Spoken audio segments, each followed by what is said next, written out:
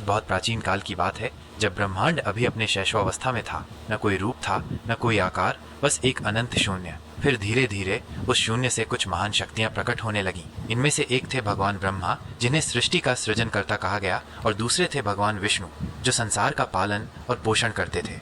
एक दिन इन दोनों महान देवताओं के मन में एक जिज्ञासा उत्पन्न हुई, हम दोनों में श्रेष्ठ कौन है। ये विचार धीरे धीरे एक बहस में बदल गया, और बहस इतनी तीव्र हो गई कि पूरी सृष्टि में हलचल मच गई। हर कोई अपनी अपनी श्रेष्ठता सिद्ध करने में लगा था। ठीक उसी क्षण एक अद्भुत घटना घटी। ब्रह्मा और विष्णु के ठीक सामने एक विशाल प्रकाशमय अग्निस्तंभ प्रकट हुआ। वह स्तंभ इतना विशाल था कि उसका न कोई आदि दिख रहा था और न कोई अंत। उसकी लपटें आकाश को छू रही थीं और उसकी चमक से आंखें चौंधिया रही थीं। ब्रह्मा और विष्णु दोनों उस रहस्यमयी स्तंभ को देखकर हतप्रभ रह गए। उन्होंने तुरंत अपनी बहस रोक दी और फैसला किया कि वे इस स्तंभ के छोर का पता लगाएंगे। ब्रह्मा ने तुरंत एक विशाल हंस का रूप धारण किया और उस स्तंभ के शिखर की ओर उड़ान भरी, यह सोचते हुए कि वह ही सबसे ऊपर पहुंचेंगे। वहीं विष्णु ने एक शक्तिशाली वराह सूअर का रूप धारण किया और उसके तल को खोजने के लिए पाताल लोक में गहरा गोता लगा गए। हजारों हजारों वर्ष बीत गए, लेकिन न तो ब्रह्मा को उस अग्नि स्तंभ का शिखर मिला और न ही विष्णु को उसका तल। अंत में दोनों थक हार कर वापस लौटे। उन्हें एहसास हुआ कि वे अपनी सीमित शक्तियों और बुद्धि से इस अनंत और निराकार स्तंभ को समझ नहीं पाए हैं।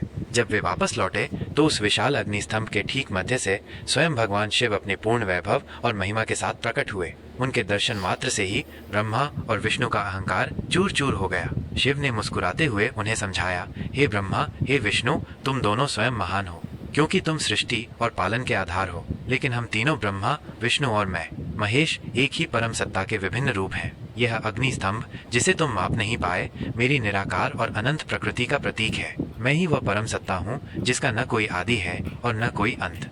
इस अद्भुत घटना के बाद ब्रह्मा और विष्णु ने शिव की सर्वोच्चता को स्वीकार किया। उसी दिन से इस निराकार अग्नि स्तंभ यानी शिवलिंग की पूजा शुरू हुई। यह घटना फाल्गुन मास की चतुर्दशी को हुई थी, जिसे आज हम महाशिवरात्रि के पावन पर्व के रूप में मनाते हैं। यह सिर्फ एक पर्व नहीं, बल्कि उस सत्य का स्मरण है कि ईश्वर अनंत है और उसे किसी भी सीमित रूप में बांधा नहीं जा सकता। ऋषि भृगु का शाप, एक अलग दृष्टि जो बनी वरदान। कई सदियों बाद की बात है। एक बार भृगु ऋषि, जो अपनी तीव्र तपस्या के लिए जाने जाते थे, तीनों प्रमुख देवताओं ब्रह्मा, विष्णु और शिव की परीक्षा लेना चाहते थे। वे देखना चाहते थे कि तीनों में से सबसे शांत, ज्ञानी और पूजनीय कौन है। वे पहले ब्रह्मा और विष्णु के पास गए और उनकी परीक्षा ली। फिर वे कैलाश पर्वत पर भगवान शिव के पास पहुंचे। जब वे शिव के पास पहुंचे तो शिव अपनी पत्नी पार्वती के साथ समाधि में गहरे लीन थे। ऋषि को लगा कि शिव ने उनका सम्मान नहीं किया और उन्होंने क्रोधित होकर शिव को श्राप दे दिया, तुमने मेरा अपमान किया है। तुम्हारी पूजा अब से मूर्ति रूप में नहीं, बल्कि केवल लिंग रूप में होगी। हालांकि ये कथा उतनी प्रचलित नहीं है, पर इसका एक गहरा अर्थ है। यह शाप वास्तव में एक वरदान बन गया। यह इस बात पर जोर देता है कि शिव का वास्तविक स्वरूप किसी मानवीय आकृति में नहीं समा सकता। वे निराकार हैं और शिवलिंग उनकी उस निराकार और अनंत प्रकृति का ही प्रतीक है। यानी ये शाप भी अंततः शिव के निराकार स्वरूप की ही पुष्टि करता है, क्योंकि निराकार ही अनंत और अविनाशी है। दारुवन की घटना, शिव शक्ति का मिलन और सृष्टि का रहस्य। एक और महत्वपूर्ण कथा है जो शिव पुराण में मिलती है। एक बार भगवान शिव ने दिगंबर वस्त्रहीन रूप धारण किया और दारुवन नामक एक घने वन में भिक्षा मांगने निकल पड़े। वे अपनी अलौकिक शक्ति और रूप से सबको मोहित कर रहे थे। उस वन में कई ऋषि अपनी पत्नियों के साथ रहते थे। जब ऋषियों और उनकी पत्नियों ने शिव को इस दिगंबर रूप में देखा तो वे भ्रमित हो गए। ऋषियों को लगा कि यह कोई भटकने वाला साधु है और उन्होंने शिव की अवहेलना की। कुछ कथाओं के अनुसार ऋषियों ने शिव पर क्रोधित होकर उन्हें श्राप दे दिया। इस शाप के कारण शिव का लिंग, जो यहाँ प्रतीकात्मक रूप में है, न कि शारीरिक अंग, पृथ्वी पर गिर गया। शिव के लिंग के पृथ्वी पर गिरते ही पूरी सृष्टि में हाहाकार मच गया। हर जगह अग्नि प्रज्वलित हो उठी, नदियां सूखने लगीं और प्रलय की स्थिति उत्पन्न हो गई। देवतागण भी घबरा गए और वे ब्रह्मा और विष्णु के पास समाधान के लिए पहुंचे। ब्रह्मा ने उन्हें समझाया कि शिव का लिंग केवल तभी शांत होगा जब उसे देवी शक्ति के योनि आधार में स्थापित किया जाएगा और उसकी विधिवत पूजा की जाएगी। उन्होंने बताया कि शिव पुरुष तत्व और शक्ति स्त्री तत्व के मिलन से ही सृष्टि का संतुलन और निरंतरता बनी रहती है। इसके बाद सभी देवताओं और ऋषियों ने मिलकर भगवान शिव से प्रार्थना की और उनसे क्षमा याचना की। शिव ने उनकी प्रार्थना स्वीकार कर ली। तभी से शिवलिंग को योनि आधार के साथ स्थापित करके पूजा जाने लगा। ये शिव और शक्ति के मिलन का प्रतीक है, जो सृष्टि की रचना, पालन और संहार के शाश्वत चक्र को दर्शाता है। ये सिर्फ एक मूर्ति नहीं बल्कि पुरुष चेतना और प्रकृति ऊर्जा के मिलन से ब्रह्मांड के निर्माण का एक गहन दार्शनिक प्रतीक है।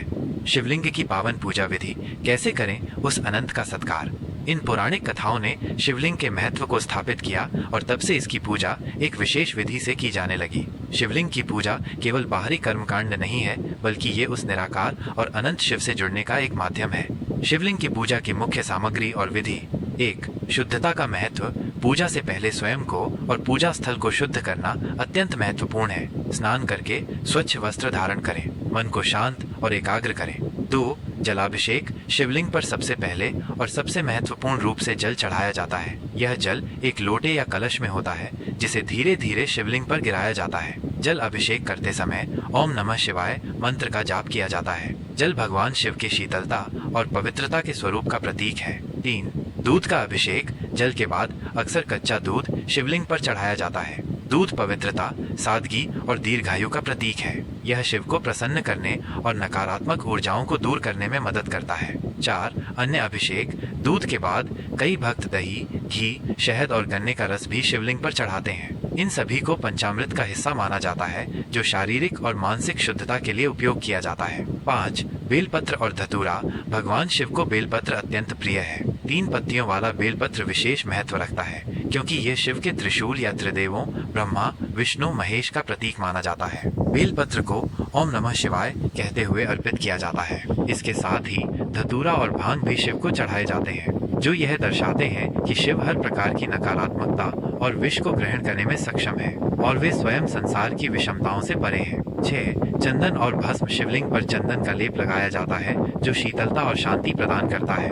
भस्म राग भी शिव को अत्यंत प्रिय है क्योंकि यह संसार की नश्वरता और वैराग्य का प्रतीक है। भस्म लगाने से ये याद दिलाया जाता है कि अंततः सब कुछ राख में मिल जाना है और इसलिए मोह माया से ऊपर उठना चाहिए। 7. पुष्प और दीपक। ताजे फूल, विशेषकर सफेद फूल जैसे कनेर और आग शिव को चढ़ाए जाते हैं। एक दीपक दिया जलाया जाता है जो ज्ञान और अंधकार को दूर करने का प्रतीक है। धूप अगरबत्ती जलाकर वातावरण को सुगंधित किया जाता है। 8. आरती और मंत्र जाप। पूजा के अंत में शिव की आरती की जाती है जिसमें शिव महिमा का गुणगान किया जाता है। भक्त पूरी श्रद्धा के साथ ओम नमः शिवाय मंत्र का जाप करते हैं जो शिव के प्रति समर्पण और उनकी सर्वव्यापकता का आह्वान है। पूजा का दार्शनिक महत्व। शिवलिंग पर अभिषेक और अन्य वस्तुएं चढ़ाने का अर्थ केवल बाहरी चढ़ावा नहीं है, ये प्रतीक है अपनी आत्मा को शिव को समर्पित करने का। जल मन की शांति और विचारों की शुद्धता का प्रतीक है। दूध सादगी, पवित्रता और अच्छे गुणों को धारण करने का प्रतीक है। बेलपत्र 3 लोक, त्रिदेव या त्रिशूल का प्रतीक जो समर्पण दर्शाता है। धतूरा भांग हमारी बुरी आदतों, नकारात्मक विचारों और विकारों को शिव को अर्पित करने का प्रतीक है ताकि वे उन्हें ग्रहण कर हमें शुद्ध कर सकें। चंदन भस्म वैराग्य, शीतलता और नश्वरता का स्मरण। दीपक अज्ञानता के अंधकार को दूर कर ज्ञान के प्रकाश को जगाने का प्रतीक। इस प्रकार शिवलिंग की पूजा केवल एक कर्म कांड नहीं बल्कि एक गहरा आध्यात्मिक अनुभव है जो हमें भगवान शिव की निराकार, अनंत और सृजनात्मक शक्ति से जोड़ता है। यह हमें सिखाता है कि ईश्वर कण कण में विद्यमान है और हम अपने भीतर ही उस परम शिव को प्राप्त कर सकते हैं। अधिक जानकारी और ऐसे ही अद्भुत कथाओं के लिए हमारे चैनल को लाइक करें और सब्सक्राइब करना न भूलें।